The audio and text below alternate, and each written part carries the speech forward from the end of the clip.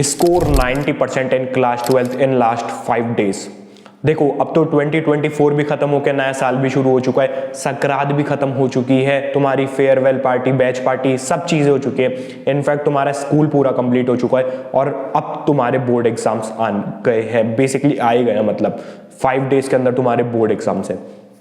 और तुम्हारा daily routine अभी क्या चल रहा है, सुबह 10 बजे तो तुम उठ रहे हो, पूरा दिन तुम्हारा BGMI में, इंस्टाग्राम पे, चैट्स पे, रील्स पे, कंट्रोवर्सीज देखने में, यूट्यूब शॉर्ट्स पे और दोस्तों से फालतू कॉल पे बातें करने में पूरा टाइम तुम्हारा वेस्ट हो रहा है। और तुमने अभी तक कुछ भी नहीं पढ़ रखा है और 5 दिन बाद तुम्हारे एग्जाम है। ये तुम्हारी अभी कंडीशन चल रही है। दिक्कत की वैसे कोई बात नहीं है, क्योंकि सेम कंडीशन मेरी भी थी। मैं कोई टॉपर नहीं हूँ, मैं भी तुम्हारी तरह ये स्टूडेंट था जो पूरे ऐसे मजे करता था और लास्ट में काफी अच्छा स्कोर कर लेता था। मेरा स्कोर 90% था इन क्लास 12th। यहाँ पे मैं तुम्हारे को रिजल्ट लगा दूंगा, क्योंकि तुम बहुत सारी वीडियोस ऐसी देखने वाले हो कि यार कितना 95% स्कोर कर लो, 98 कर लो, 99 कर लो, खूब सारी चीजें। लेकिन वो ये क्या उनने सच में स्कोर करा है वो तुम पहले आइडेंटिफाई करो। इसलिए मैंने रिजल्ट यहाँ पे लगा दिए ताकि तुम चेक कर सकते हो मेरा एग्जैक्ट कितना नंबर का स्कोर था। ये मेरा स्कोर था इन क्लास 12th। इसके साथ मैंने CA फाउंडेशन क्लियर करा था। अब ये CA फाउंडेशन क्या है, तुमने सुना होगा कॉमर्स के बाद 12th के बाद CA कर लो। तो CA के अंदर 3 लेवल होते हैं। जो पहला लेवल होता है उसे कहते हैं CA फाउंडेशन। वो भी मैंने 12th क्लास के साथ ही, मतलब 12th के एग्जाम खत्म होते ही 15 दिन में उसके एग्जाम थे, वो भी मैंने क्लियर कर लिया था। इसलिए मेरी परसेंटेज तुम कह सकते हो थोड़ी कम हो सकती है। 90% मेरे ख्याल से एक सफिशिएंट परसेंटेज है। मैं भी तुम्हारी तरह था बिल्कुल ऐसा कि सारे मजे कर रहा पूरे, जो मैंने बताया ना सेम मेरा भी यही सीन चल रहा था, कुछ भी नहीं पढ़ रखा था, स्टिल मैंने स्कोर करा 90% का। वो मैंने कैसे करा, क्या चीजें मैंने इन लास्ट 5 डेज में या फिर जो भी कह सकते हो एग्जाम के जो गैप्स होते हैं उनमें फॉलो करी, जिससे मेरा ये स्कोर रहा। ये इस चैनल पे हो सकता है तुम्हारी प्रिपरेशन अभी बिल्कुल बेकार चल रही हो, लेकिन इस चैनल पे मैं तुम्हारे को ऐसी बोर्ड्स से रिलेटेड ऐसी टिप्स देने जा रहा हूँ, सारे सब्जेक्ट से भी रिलेटेड सारी वीडियोस तुम्हारे को धीरे धीरे मिलेगी। इसलिए चैनल को सब्सक्राइब तो जरूर से जरूर कर लो और ये वीडियो को एक बार लाइक भी कर दो, ठीक है। अब मैं तुम्हारे को बताता हूँ तुम्हारे को इन लास्ट 5 डेज या फिर जितने भी दिन तुम्हारे को बचे हैं उस दिन क्या करना है। देखो सबसे पहले एक चीज मेरी बात सुन लो, अभी तक तुमने खूब मजे कर लिए, BGMI वगैरह खेल लिया, कस्टम्स खेल लिए, पता नहीं कॉम्पिटेटिव स्क्रीम्स वगैरह, खूब सारी चीजें, इंस्टाग्राम पे बातें वगैरह कर ली, खूब सारी चीजें कर ली, बहुत सारी कॉन्ट्रोवर्सीज देख ली कि यार अब क्या होगा, इंडियाज गॉट लेटेंट, तो पूरे टाइम देखते रहते हो, खूब सारी चीजें देख ली, कोई दिक्कत की बात नहीं है। लेकिन अब तुम्हारे को एक चीज खुद से करनी है, 1 महीना ये सब तुम्हारे को छोड़ना पड़ेगा। तुम 1 महीने बाद भी जाओगे ना, तुम्हारे को इंडियाज गॉट लेटेंट वही तुम्हारे को वापस मिल जाएगा, तुम वापस देख सकते हो। जो तुम्हारे BGMI के टूर्नामेंट चल रहे हैं वो भी तुम वापस कंटिन्यू कर सकते हो। ऐसी कोई भी चीज नहीं है कि तुम अभी छोड़ दिए 1 महीने बाद तो वो तुम्हारे को वापस नहीं मिलेगी। और अगर तुम अभी भी कंटिन्यू करते रहे अपना पूरा रूटीन की यार अपन फिर पूरा टाइम पास में लग रहे हैं, तो तुम्हारे बोर्ड एग्जाम्स के अंदर क्लास 12 के अंदर काफी कम परसेंटेज चल जाएगी, जो कि बहुत ज्यादा बेकार रहेगा। एक काफी रहेगा अच्छा कि यार तुम्हारी बोर्ड में अच्छी परसेंटेज आई है क्लास 12 में, क्योंकि बहुत ज्यादा जगह तुम्हारी परसेंटेज जाएगी। और सोचो जब रिजल्ट आएगा तुम्हारे कितने सारे रिश्तेदार हर जगह यही पूछते रहेंगे क्या रही परसेंटेज, क्या रही, फिर तुम सोचोगे यार मैं तो पढ़ा ही नहीं था। सोचो मैं तुम्हारे को ऐसी चीजें बता रहा हूँ कि तुम्हारी बिल्कुल बेकार प्रिपरेशन हो रखी है, अभी स्टिल तुम अच्छे स्कोर कर सकते हो, तो वो बहुत बढ़िया चीज रहेगी। इसलिए तुम्हारे को सबसे पहला काम यही करना है, सिर्फ 1 महीने तुम्हारे को ये सारी चीजें बंद करनी पड़ेगी। बंद एक बार में नहीं कर सकते, तो सिर्फ ये रख लो कि जो भी तुम सारी चीजें करते हो ना, सिर्फ रात को मैं 2 घंटे ये करूंगा, मतलब 10 से 12 बजे तक जो भी होगा ये मैं फालतू टाइम जो भी है उसमें लगा दूंगा 10 से 12 में, अगर तुम्हारा बहुत ज्यादा है तो।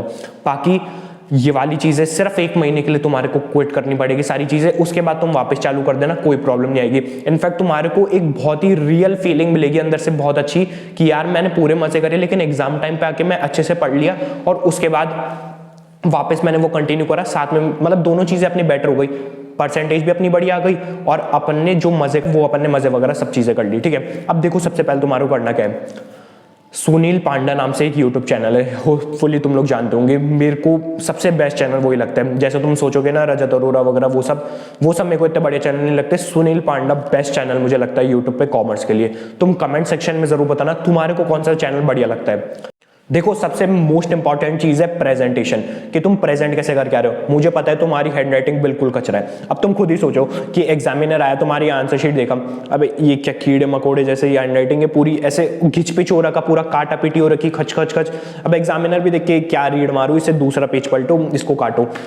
उससे तुम्हारे को बहुत कम नंबर मिलेंगे। इसलिए तुम्हारी प्रेजेंटेशन बहुत अच्छी होनी चाहिए। अब उसके लिए क्या करें, हैंड राइटिंग इंप्रूव करें, वो नहीं हो सकती 5-7 दिन में। उसके अलावा क्या कर सकते हैं, मैं तुम्हारे को 3 से 4 प्रेजेंटेशन टिप दे रहा हूं जो कि बहुत ज्यादा अमेजिंग रहने वाली है। तुम्हारे को खुद ही देखने के बाद लगेगा कि यार अब बढ़िया लग रही है मेरी हैंडराइटिंग, वैसे तो कीड़ा मकोड़ी जैसी है लेकिन फिर भी बढ़िया लग रही है। क्या करना है तुम्हारे को, जैसे तुम कोई वर्ड लिखो ना, उसके बाद तुम्हारे को एक इतनी फिंगर का गैप छोड़ के दूसरा वर्ड लिखना है। ऐसे तुम्हारे को पूरे आंसर में करना है। इससे क्या तुम्हारा थोड़ा दूर दूर गैप रहेगा ना, तो बहुत ऐसे क्लियर नीट एंड क्लीन लगेगा।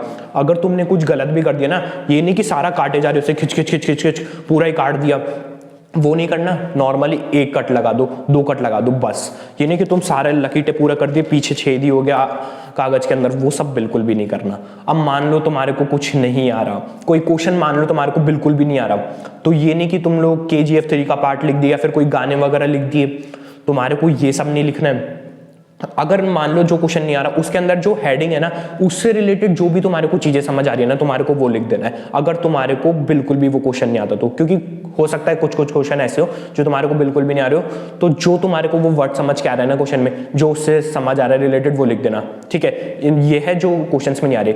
अब सबसे एक और मैं तुम्हारे को प्रेजेंटेशन टिप देता हूँ। जैसे तुमने एक आंसर कंप्लीट करा, आंसर के अंदर भी एक और चीज है कि कितने वर्ड्स में आंसर लिखना है। क्या बिल्कुल ही सारी चीजें भर भर के लिखना, बिल्कुल नहीं। जैसे तुम्हारा मान लो 5 नंबर का क्वेश्चन है, ज्यादा से ज्यादा तुम्हारे को 1 पेज का आंसर बस, इससे ज्यादा बिल्कुल भी नहीं करना है।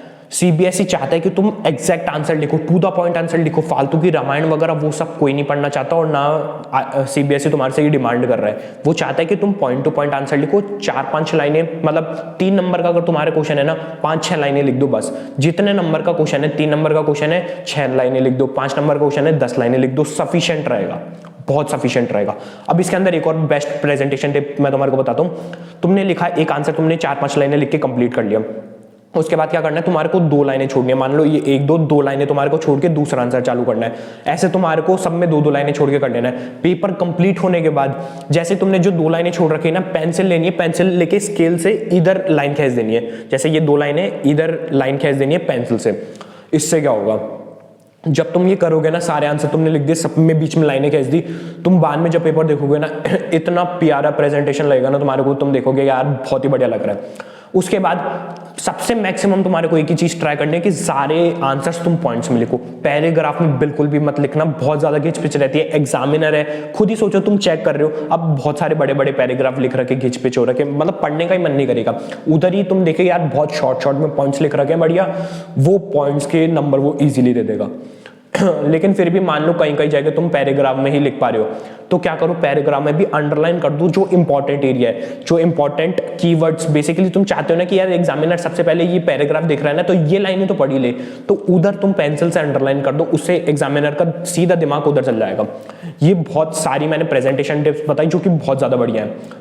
अब देखो मैं तुम्हारे को सब्जेक्ट वाइज जो है ना कि यार हर सब्जेक्ट के अंदर तुम्हारे को क्या करना चाहिए, कैसे करना चाहिए, उसके लिए भी मैं तुम्हारे को वीडियो अपलोड करूंगा। या फिर हो सकता है तुम जब ये वीडियो देख रहे हो तो मैं ऑलरेडी अपलोड कर चुका हूं, जो मैं तुम्हारे को स्टार्टिंग मेरी मार्कशीट बताई कि मैंने कितना कैसे स्कोर, कितना स्कोर कर रखा है, तो उसकी मैंने वीडियो डाल रखी है कि यार मैंने हर सब्जेक्ट के अंदर इतना स्कोर करा है, कैसे करा है। जैसे 95 मेरे अकाउंट्स के अंदर स्कोर था, तो मैंने 95 स्कोर कैसे करा, क्या क्या चीजें मैंने अकाउंट्स में करी, क्या क्या नहीं करी, वो सब भी मैंने वीडियोस में बता रखा है। लेकिन सबसे पहले ये वीडियो देख लो और चैनल को सब्सक्राइब कर लो। हो सकता है कि तुम पूरे मजे कर रखे हो, लेकिन अभी थोड़े टाइम भी तुम्हारा बिल्कुल ऐसे पास हो जाओ तुम, बढ़िया मतलब आ जाए तुम्हारे बढ़िया परसेंटेज, ठीक है।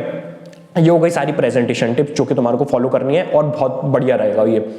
अब क्या है, प्रेजेंटेशन टिप तो तुमने बता दी कि यार भी, आपने ये तो बता दिया कि यार ऐसे ऐसे लिखना है, लेकिन लिखना क्या है, हमें तो कुछ आता ही नहीं। हम तो इंडियाज गॉट टैलेंट देख रहे थे, हम तो फालतू चीजें देख रहे थे बिल्कुल, तो हमारे को तो कुछ पता ही नहीं है लिखना क्या है। अब देखो सबसे इंपॉर्टेंट चीज क्या है, जो तुम्हारे पास बुक है ना जिस सब्जेक्ट से रिलेटेड, उस बुक को सबसे पहले तुम्हारे को पता है कि तुम्हारे को कौन कौन से चैप्टर कंप्लीट करने हैं, स्टार्ट करना है, कोई दिक्कत नहीं है। पहले आज से पहले जितना भी तुमने टाइम वेस्ट कर रखा है उसको सबको भूल जाना है। आज से तुम्हारे को एक फ्रेश स्टार्ट करना है। जो चैप्टर्स तुम्हारे को करने हैं उस चैप्टर की वीडियो तुम देख सकते हो सुनील पांडा के चैनल पर। सुनील पांडा बेस्ट चैनल रहेगा। तुम कमेंट सेक्शन में भी जरूर बताना कि तुम कौन से चैनल पर देख रहे हो यूट्यूब पर, ठीक है।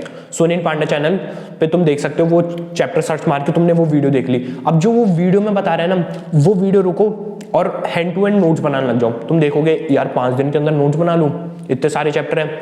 एटलीस्ट जितने नोट्स बना सको उतने बना लो। नोट्स के अंदर ये नहीं कि तुम पूरा डिटेल में लिख दो, सीधा वो वीडियो से छापना नहीं है तुम्हारे को। नोट्स के अंदर वो बिल्कुल शॉर्ट में बता रहे हैं, उसके अंदर तुम शॉर्ट में लिख दो। जैसे मान लो उसने वीडियो के अंदर वो 5-6 लाइनें दिखा दिया, अब जो तुम्हारे को समझ आ रहा है ना 5-6 लाइनों से, वो तुम लिख सकते हो।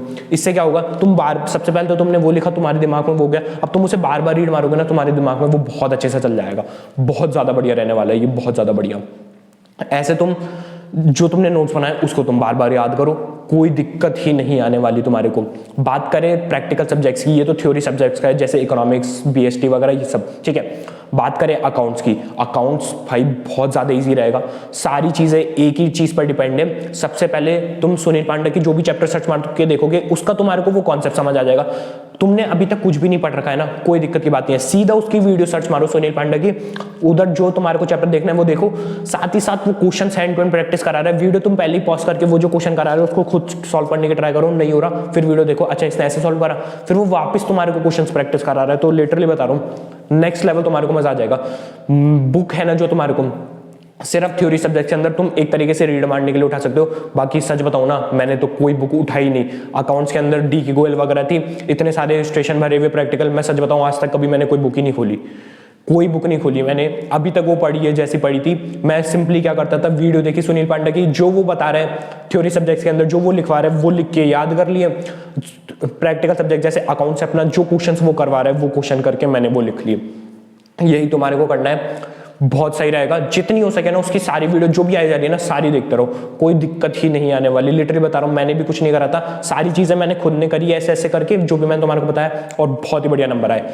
अब आगे मैं तुम्हारे को यहाँ पे एक प्लेलिस्ट लगा दूंगा, एक वीडियो लगा दूंगा, जहाँ पे मैंने हर सब्जेक्ट के अंदर बताया कि मैंने कितना कितना कैसे कैसे स्कोर करा था। अगर यहाँ पे नहीं आ रही तो तुम मेरे चैनल पे जाके देख सकते हो। बाकी यही था इस वीडियो के अंदर।